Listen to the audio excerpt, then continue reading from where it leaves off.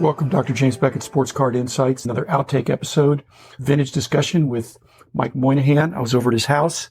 And thanks sponsors, Topps, Panini, Upper Deck, Heritage Auctions, Huggins & Scott Auctions, Mike Stadium Sports Cards, Burbank Sports Cards, ComC.com, and Beckett Media, Beckett Grading, Beckett Authentication.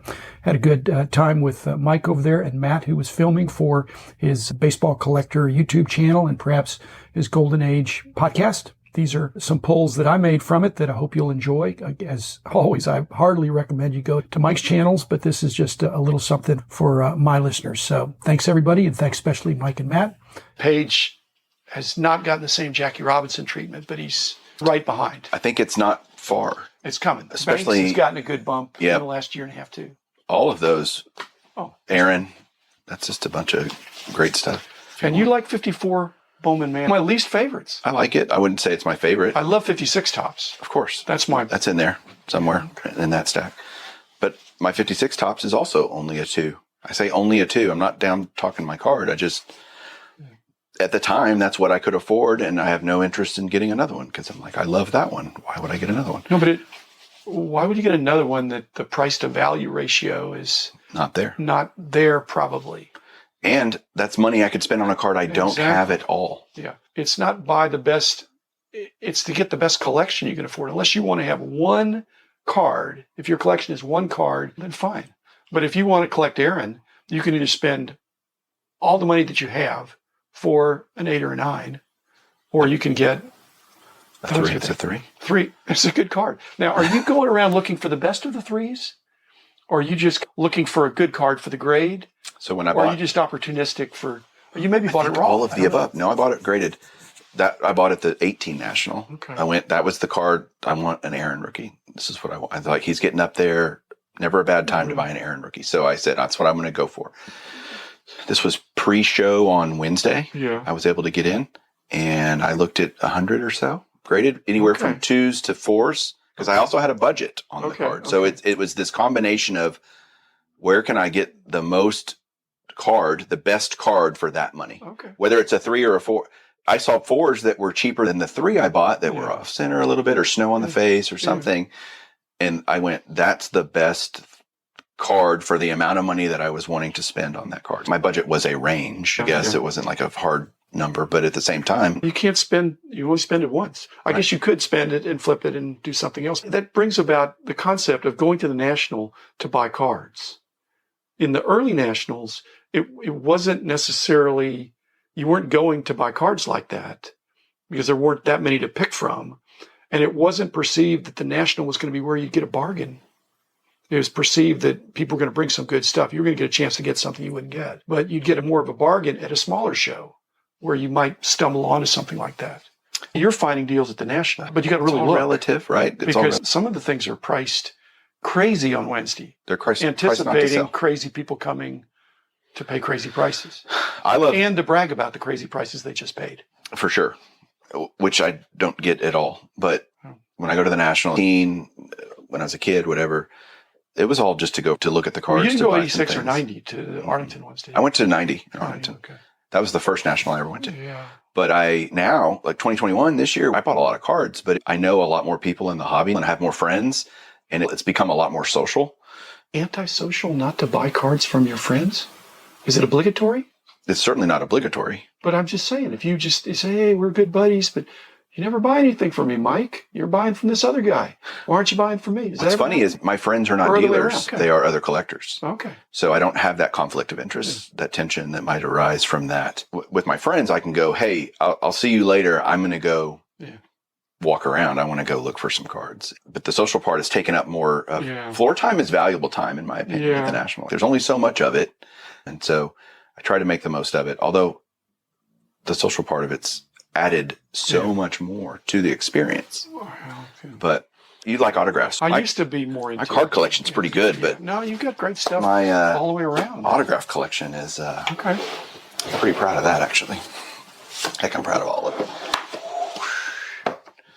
So yeah, it just goes chronologically. Yeah, but this other stuff, is that large format, larger cards? So these are all autographed slabs. Oh, okay. Larger format. Press steels or? Mm-hmm. Well, press steels are all in this drawer. These are all press steels. Yeah. See, I have a problem with how to display.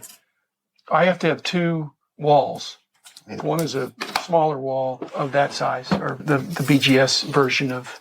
But you get the slab. Yeah. You get a non-collector and you go, Frank Baker. Who the heck is Frank Baker? And Home only Run collectors know who Frank Home Run Baker is. Yeah. So it's different to have people that know and people that don't know come and look at your collection. They have a totally different perspective. You've given a lot of money to PSA. No, most of them. Or somebody else has. Mm-hmm. Almost all of the stuff I buy is already slabbed. Nowadays, when they're charging according to what it's worth, it's built in. Tell me how that makes any bloody sense. Explain that to me. No, they can get away with it. They're the market leader. They have pricing power. Every industry, there's a market leader. And if they decommoditize their product, that it's not just a graded card, it's a PSA graded card, they're in a good position. Now, some things are not forever. A lot of these huge cards that are modern have gone to BGS. I mean, it's no big secret. There's a huge differential in what it costs. Even a speeded up service at BGS, way cheaper. Or SGC, for that matter. Yeah. But okay, you say they have pricing power. I get that. And I'm an economist, by the way. That's my background. I'm a financial planner. So I think money and I think economies of scale, all these things. And I go, okay, here's the question then.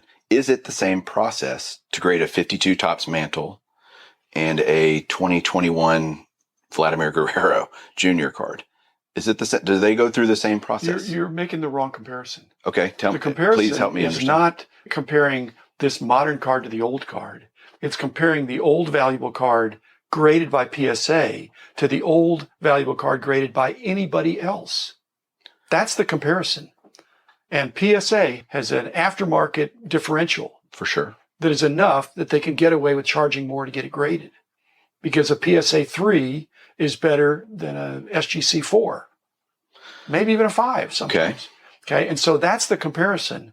It's not that it takes more time. It's because the alternative for that card is to take it somewhere else. It's not that, oh, what if it was this kind of card? It's, I have this card, where am I going to take it? And people have decided that it's worth it right now. They perceive that it's worth it to go to PSA, pay the bucks to get it graded. Okay. There's no fallacy in your argument. It's just PSA could just, that's sorry, but we're putting our price until people stop coming to us. Why would we lower our price? Why would we even change our pricing structure? With upcharging and charging based on the value of the charging card. based on the value. But when we started that, I was the holdout because I think people say, look what they're getting for this. And no, we want to be the popular choice for collectors and dealers. We want to charge based on turnaround time and volume.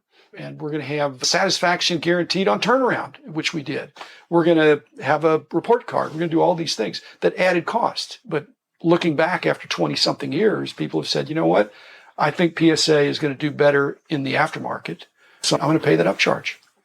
But that may not always be the case, but It is right now.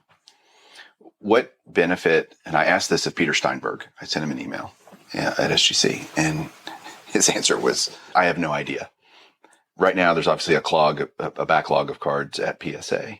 What would compel them not to release and be transparent about how far they are behind? Are they 2 million cards still behind? Are they 8? This is even maybe at the beginning. No, Why wouldn't they disclose that? Because they want to preserve mystique. Okay. If you're the market leader, you don't have to disclose those things. You don't have to tell your competitors, here's how far we are ahead of you.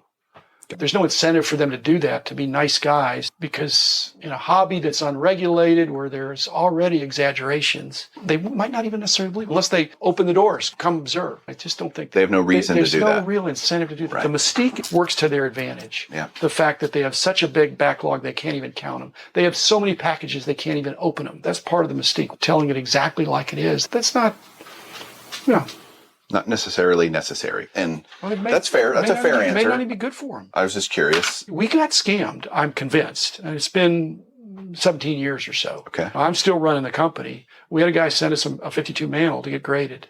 And then he claimed that he never got it back, or that it was lost, that we got it. Somehow there was some mysterious disappearance. It wasn't one of our guys. And we had cameras at that point and all that stuff. And this guy got an attorney, and we wound up settling. Yeah. Okay. Because you just have to. And we got FedEx involved. So there was something where we just couldn't trace it, but it sure smelled. I knew my guys. I didn't know this guy. Nobody knew this guy.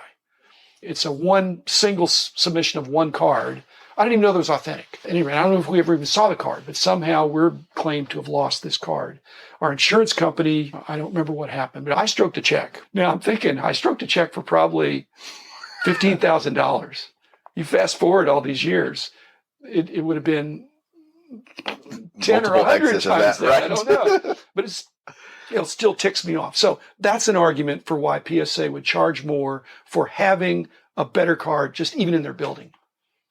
There's a lot of liability because that would have covered our other guarantee of on time or it's free. That's labor. We're guaranteeing the labor and some materials, which we would have spent anyway. So yeah, that still ticks me off. Those are the things that bug me. But it wasn't my guys, many of whom are still there.